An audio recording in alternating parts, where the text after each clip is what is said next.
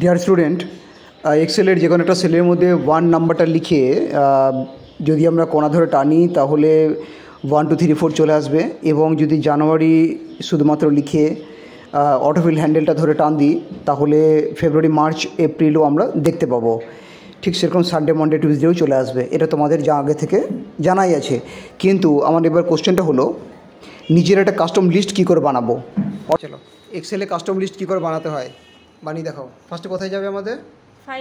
ফাইলে গেলাম, তারপরে অপশানে যাও, তারপরে অ্যাডভান্স, তারপরে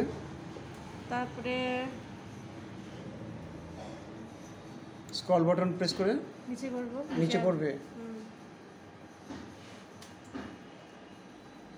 তারপর লিস্টে যাব,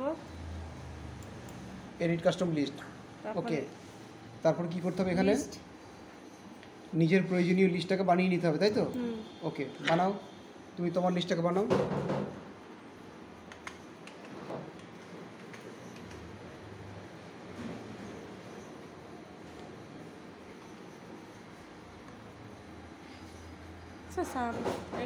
ঠিক আছে, ঠিক আছে।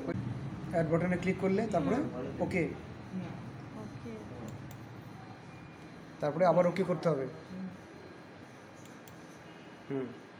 আমাদের নিজেদের লিস্ট তৈরি হয়ে গেছে, তাই তো? করে দেখাও, লিখে দেখাও তোমার নামটা।